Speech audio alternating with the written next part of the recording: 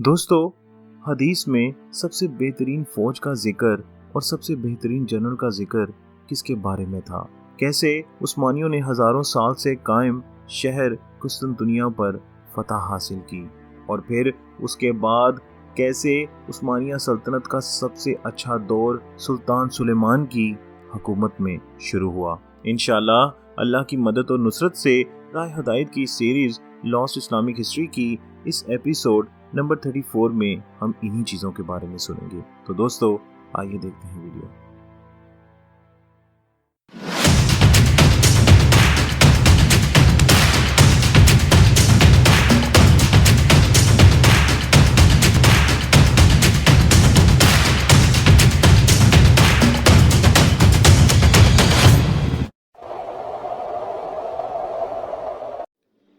दोस्तों, 19 साला मोहम्मद दोम 1451 में तख्त नशीन हुआ तो उस्मानी बड़ी हद तक जनूब मशरिकी यूरोप और एनातोलिया की सबसे बड़ी ताकत बन चुके थे।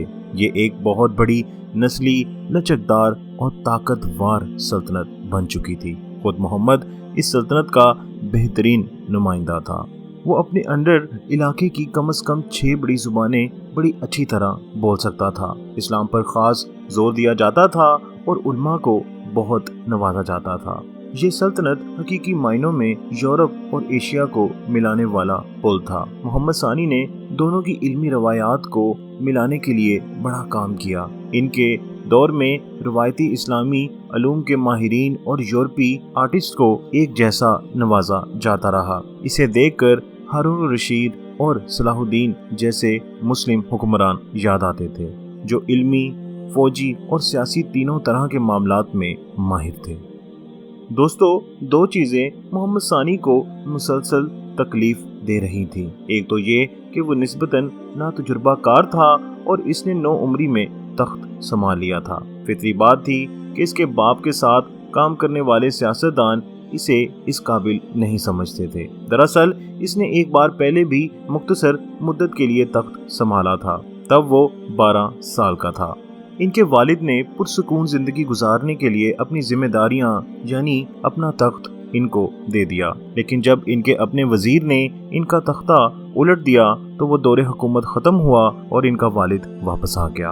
अपने वालिद की वफ़ात के बाद जब मोहम्मद दोबारा तख्त नशीन हुआ तो हुकूमती और माशरती हलकों में शक व शुबात थे कि आया वो इतनी बड़ी सल्तनत चला पाएगा। दूसरी चीज़ कुस्तुनतुनिया था, जो इनका सबसे बड़ा मसला बना हुआ था। इन्होंने फैसला किया कि खुद को इस बड़ी सल्तनत के अहल सुल्तान साबित करने के लिए पहले इस दूसरी मुश्किल से निजात पाएगा। ये शहर इसकी सल्तनत के तकरीबन दरमियान में वाक़ था। अगरचा अब ये पहले जैसा ताकतवर नहीं रहा था, लेकिन इसके बावजूद उस्मानी तजारत और फौजी नकलो हमल पर असरो अंदाज हो सकता था। इसको ख़त्म करना अमली एतबार से भी ज़रूरी था। इस शहर के साथ एक मजहबी हिस्सा भी जुड़ा हुआ था। जनाब रसूल सल्लल्लाहु अलैहि वसल्लम ने 800 साल पहले पेशन गोई की थी कि मुसलमान एक रोज़ इस शहर को फतह कर लेंगे और इसकी फातेह फौज और जनरल वाकई हैरान कुन होंगे। चुनाचे तख्त नशीन होते ही मोहम्मद ने इस पेशन गोई को पूरा करने की तैयारी शुरू कर दी। यूं न सिर्फ सल्तनत मजबूत होती बल्कि बतौर सुल्तान वो खुद भी मजबूत हो जाते। दोस्तों, निस्बतन कमज़ोर हो जाने के बाद भी कुस्तुनतुनिया अभी तक ऐसा किला था जिसमें कभी शगाफ नहीं डाला जा सका था। ज़ाहिर इसका दिफा नाकाबिले शिकस्त था। शहर 3 अतराफ से पानी में घिरा हुआ था। खुश्की की तरफ थोड़ी सी दिफाई दीवारें थीं। ये दीवारें रोमन दौर में 5वीं सदी में बनी थीं। इनकी बुलंदी 12 और मोटाई 6 मीटर थी। इन 1000 साला दीवारों ने कई हमला आवर फौजों को अपने सायों तले बिखरते देखा था। इनमें 7वीं सदी के आखिर में बनु उमय्या के हमले भी थे। अगर मोहम्मद वो रहनुमा बनना चाहता था जिसकी तारीफ जनाब रसूल सल्लल्लाहु अलैहि वसल्लम ने की थी, तो इसे एक नई फौज का इंतजाम करना जरूरी था। इसने शहर के शुमाल में चंद किलोमीटर दूर बासफोरस स्टेट के किनारे एक किला बनवाया। इस किले के सामने दूसरी तरफ ऐसा ही एक किला इसके परदादा बायजीद अव्वल ने भी बनवाया था। ये 2 किले अबाई गुजरगाह की नाकाबंदी के लिए बनवाए गए थे ताकि बाज़ंतीनियों को ब्लैक सी से कोई फौजी मदद न पहुंचे।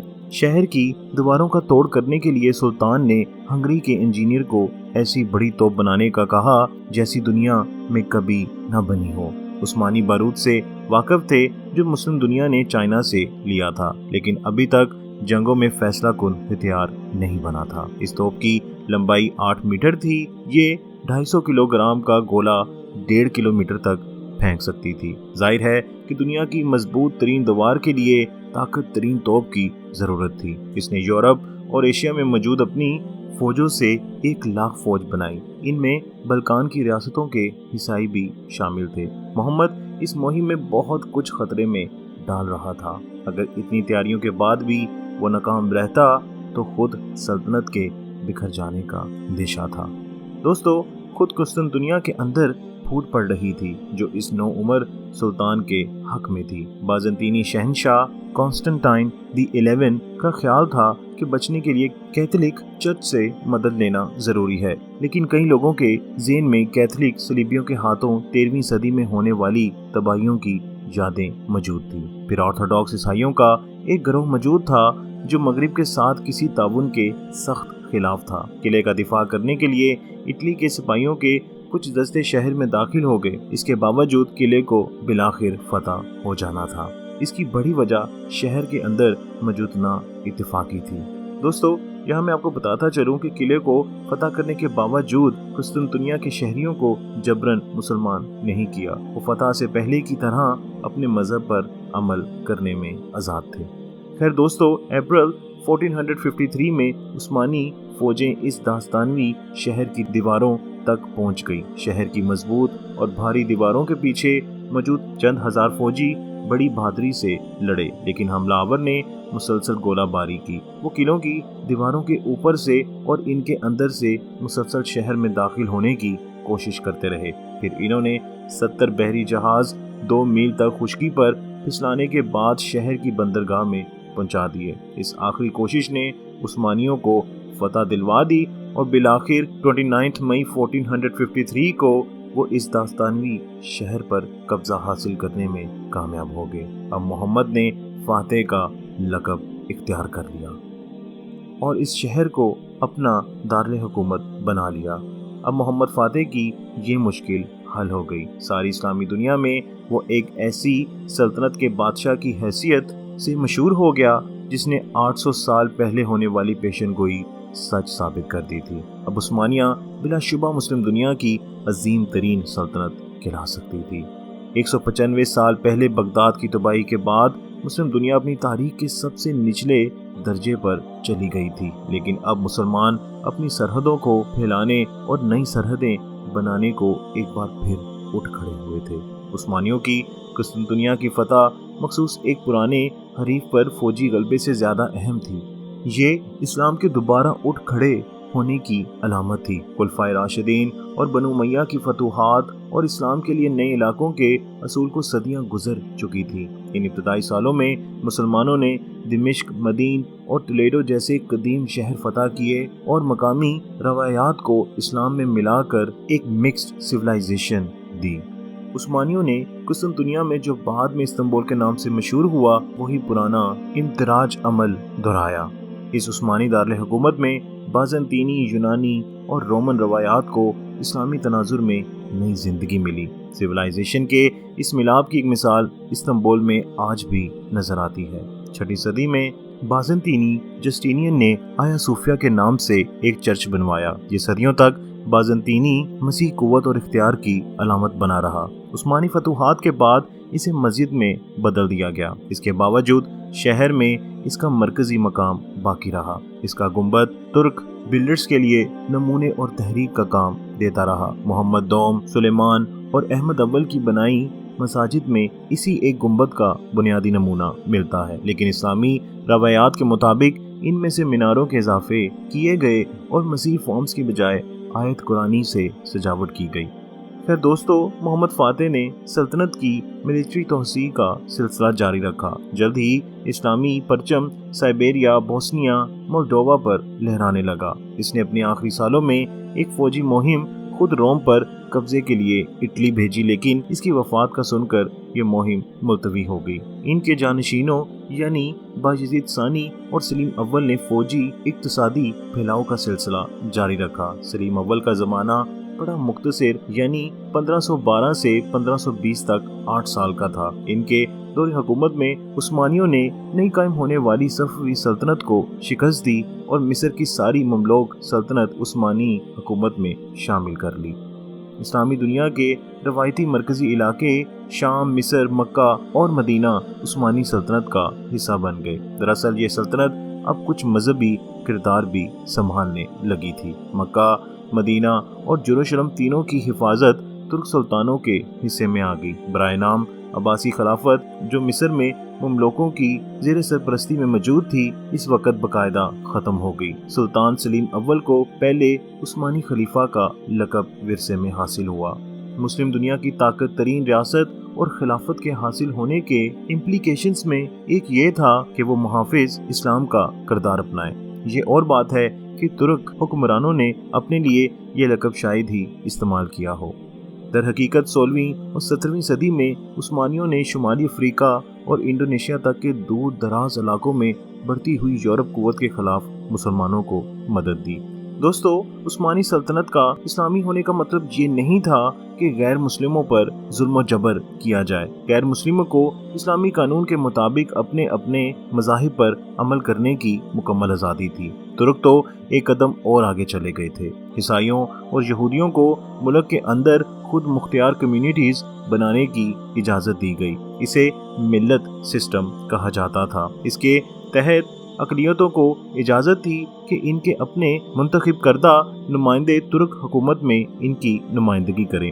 یہ اقلیتی رہنما عثمانی سلطان اور سلطنت کے اندر مختلف عقائد کی حامل کمیونٹیز کے درمیان واسطے کا کام کرتے تھے۔ عثمانی سلطنت میں موجود مختلف چرچوں کی نمائندگی کے لیے درجنوں کے حساب سے ملت وجود میں آ گئی۔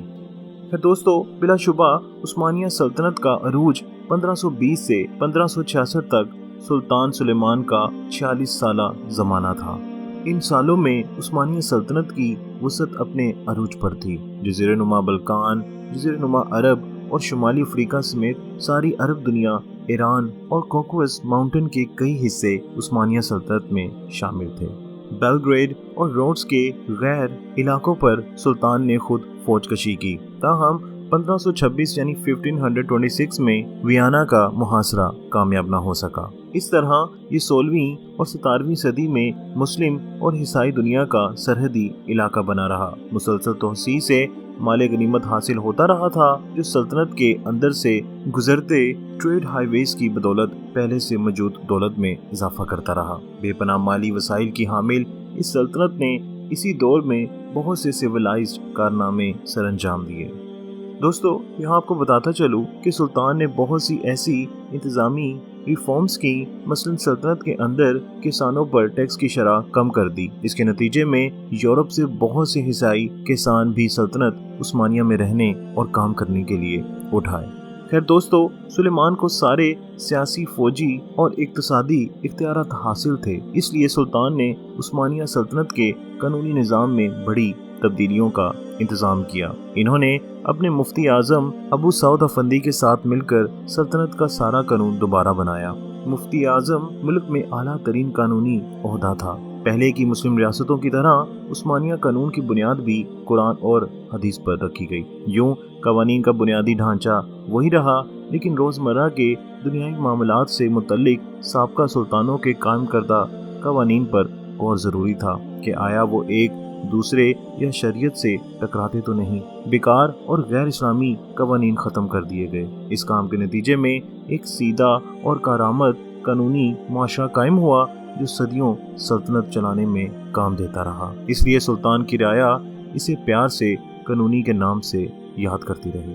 دوستو، 1566 یعنی 1566 میں سلطان کا انتقال ہوا تو اقتدار سلیمان دوم کو منتقل ہو گیا۔ انتظامی اور فوجی صلاحیتوں کے اعتبار سے سلیمان اول کا یہ چہیتا بیٹا کسی طرح بھی اپنے باپ جیسا نہیں تھا۔ اس نے ایک غلط مشورے پر 1571 یعنی 1571 میں سائپرس پر حملہ کر دیا۔ عثمانیہ سلطنت کے خلاف فوراً ایک متحد عیسائی محاذ بن گیا۔ اسی سال لیپینٹو کی لڑائی میں عیسائی یورپ کو بالآخر سلطان کے خلاف ایک فیصلہ کن کامیابی ملی اور بحیرہ روم میں عثمانی بحری برتری ہمیشہ کے لیے ختم ہو گئی۔ لیکن عثمانیہ سلطنت اتنی کمزور نہ تھی کہ یہ ایک شکست کسی بڑے خطرے سے دوچار کر دیتی۔ سلیم دور حکومت کے بعد بھی سینکڑوں سال تک عثمانی ایک بڑی یورپی طاقت سمجھے جاتے رہے۔ تاہم 16ویں صدی کے بعد فتوحات کا عثمانی دور ختم ہو گیا۔ جیسے جیسے عثمانی اپنی فوجی اور سیاسی قوت کی حدوں کو چھو رہے تھے، یورپی اقوام، ٹیکنالوجی اور سوسائٹی میں ان کی ہم اثر ہو رہی تھی۔ عثمانیہ سلطنت کا زوال شروع ہو گیا تھا، لیکن طاقت کا توازن پوری طرح اٹھنے میں ابھی کئی صدیوں کا وقت باقی تھا۔